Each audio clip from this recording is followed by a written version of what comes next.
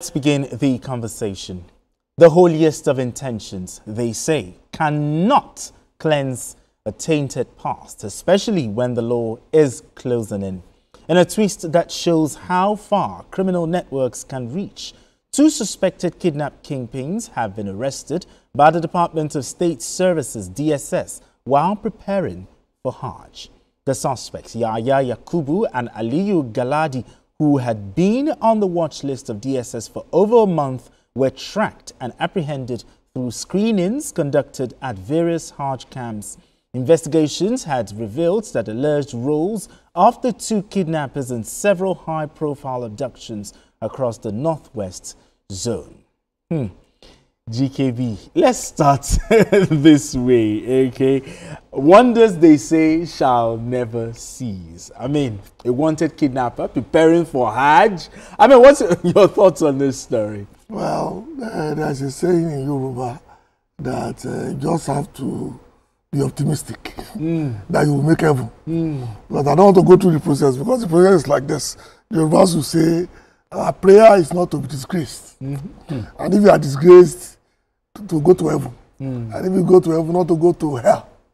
I think they are just trying to clean up their acts. Oh, really? But I want to give kudos to the DSS. Sure. It's not peculiar to Nigeria. I'm sure that you know about, what they call them now? The one in Europe. The International Police Organization. Okay, Interpol. No, whenever we travel, you're always very careful because they also have a list.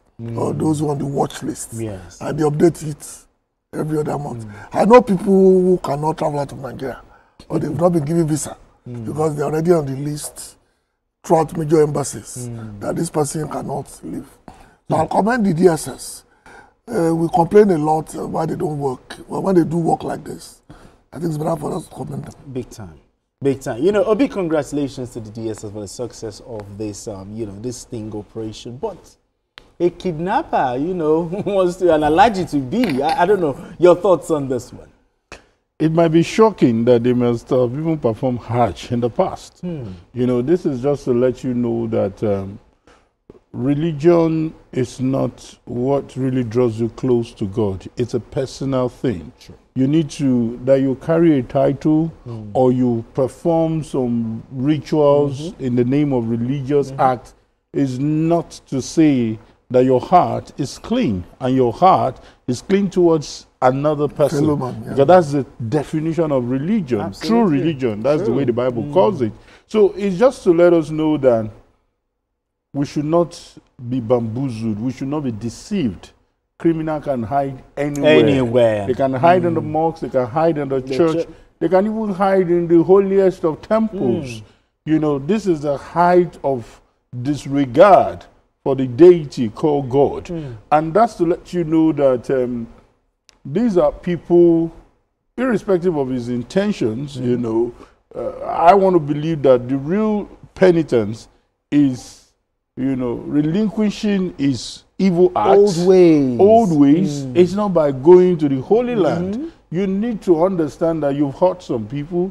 You've denied people freedom, all kinds of evil that you may have done. So these are things that we should look at and not be sentimental or being religious minded. These evils are everywhere. You need to pay for your things. You recall that story of a priest, caught with a gun too.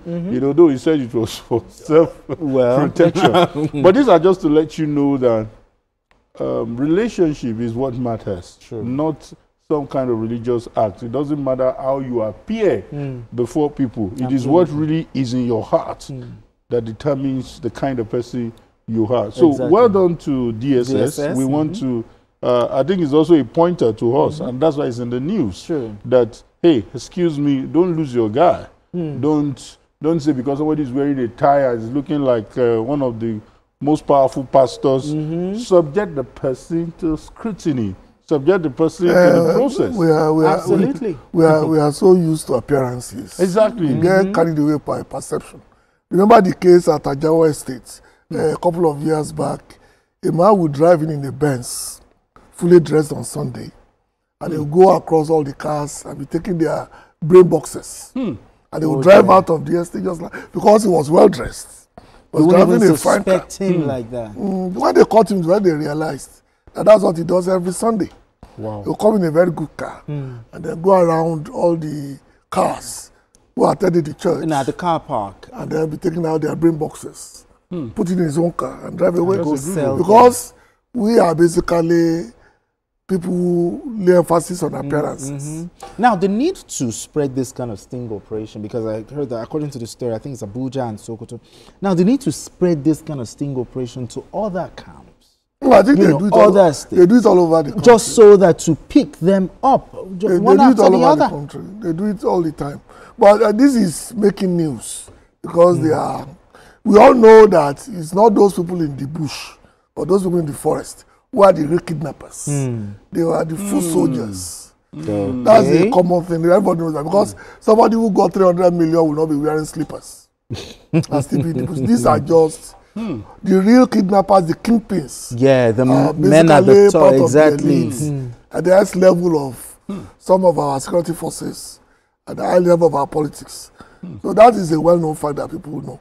So this should not be a surprise.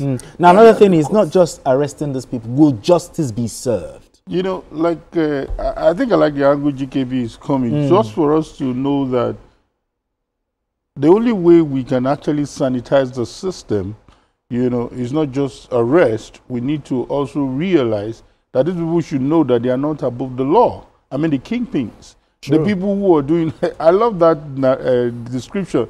300 million cannot definitely be handled by that man that is making call, telling you drop this, drop this. They must have given him an order. This is the minimum you should take. This is the maximum you should take. So this is to let you know that it's a gang, it's a cartel, and they should go further by exposing.